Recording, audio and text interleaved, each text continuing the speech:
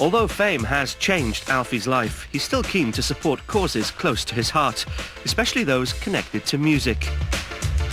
This event is a fundraiser for the charity Nordorf Robbins, who help ill and disabled children and adults through music therapy.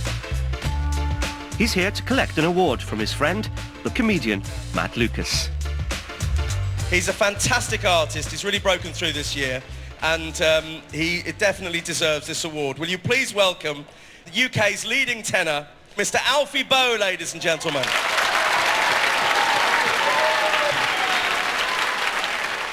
Thank you so much, and thank you for that wonderful introduction, Matt. I also want to speak on behalf of all the artists in the room to thank Nordorf Robbins for giving us the opportunity to become therapists, in a sense, for such a worthy cause, and to help these children and adults get through their trials in life. God bless you and keep up the good work. Thank you. Keen to see the work of the charity in action, Alfie heads to North London to help at one of their music therapy sessions. Music is a way of communicating that doesn't need words. So it is particularly effective for people who can't use words to communicate. Music makes sense to them. It makes sense to somebody, for example, who has autism or an old person with dementia, and they suddenly find that they can communicate again with the people around them.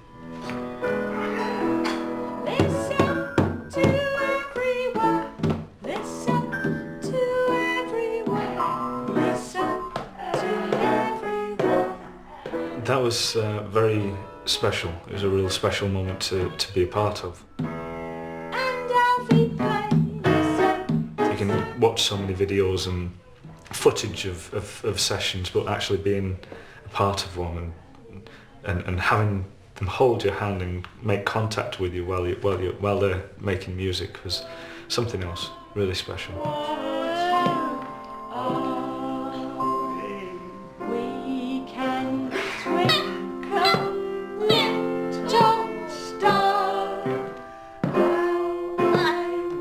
Music is a very spiritual thing, you know, it's inside us all, and it just takes a tune to ignite the fire inside us, to make us dance, make us sing, make us play music and clap our hands, whatever it is, you know, but that's the power of music.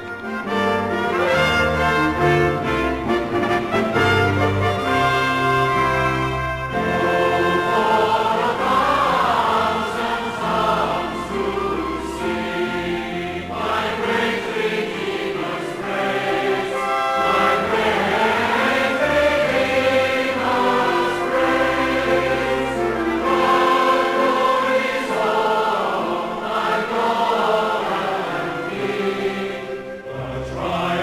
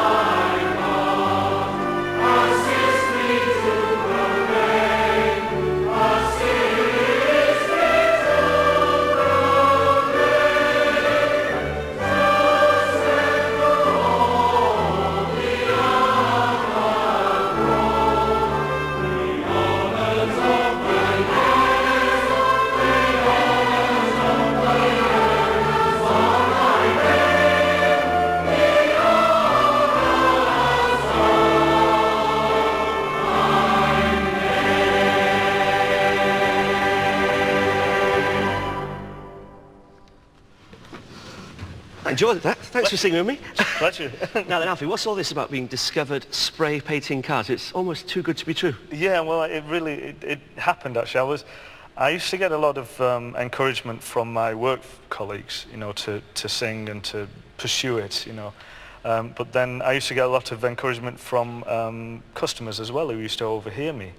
But there was one guy in particular who was buying a car from the factory, and I was working on it. I was at the end of the line, polishing it, making it look good. And this gentleman was involved in the business in some form, and told me about an audition that was taking place in London with the D'Oyly Carte Opera Company, and said, you know, you'd be really good to go along and sing. Why don't you go and have a shot? You know, so I did. I came down to London, took the day off work, surrounded by lots of classical singers, and it wasn't my world, you know, they're all there in the suits and the scarves, and I sang my heart out as best I could and got the job. I got taken on in the ensemble. It's a great story, isn't it? It's a good fun. Yeah. Do you ever think back and imagine what would have happened if I hadn't have got that job? I do sometimes, yeah, but I never really try and look back. I'm always looking ahead.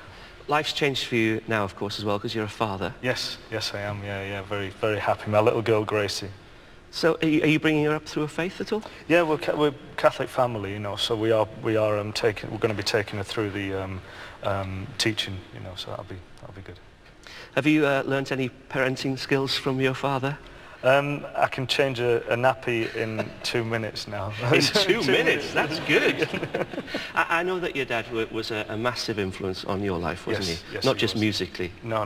My father was a great friend as well as a father. You know, he was a lovely guy and sadly missed. But he taught me a lot.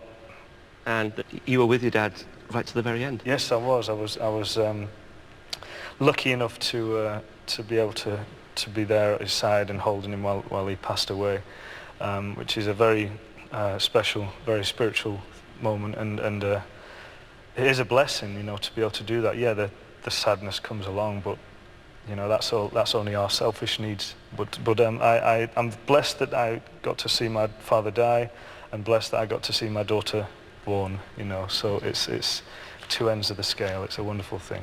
Now I want you to picture the scene, okay? Yeah. At home, wherever you'll be, Gracie comes up to you and says, "Dad, I really, really want to follow in your footsteps." What does Alfie Boe say to her? Don't do it. No. I would absolutely be thrilled. She's already dancing. She's already singing like crazy. She builds her own stages. She gets a suitcase and she puts it on. She says, "This is my stage," and she'll stand on a suitcase and perform. I wonder where she gets it from. I haven't got a clue. I don't know. Well, listen, she's lucky to have you as a dad, I'd say that. Thank you. You're going to sing for us now. What are you going to sing? I am. I'm going to sing a beautiful song called "In My Daughter's Eyes." Well, if you want to make your way to the stage. Thank you. Okay. Thanks for now, Alfie. Well, what a treat. This is going to be brilliant, I assure you. Alfie Boe singing "In My Daughter's Eyes."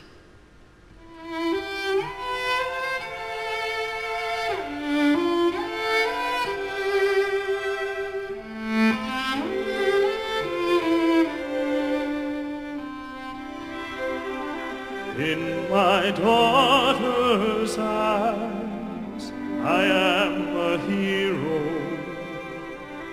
I am strong and wise, and I know no fear. But the truth is plain to see. She was sent to rescue me. I see who I want to be in my daughter's eyes.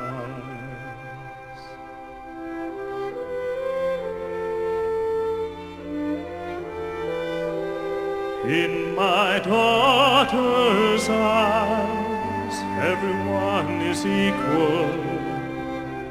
Darkness turns to light, and the world's at peace. This miracle God gave to me gives me strength when I am weak. I find reason to believe in my daughter's eyes. And when she wraps her hand around my finger, oh, it puts a smile in my heart. Everything becomes a little clearer. I realize what life is all about. It's hanging on when your heart enough. I've seen the light in my daughter's eyes.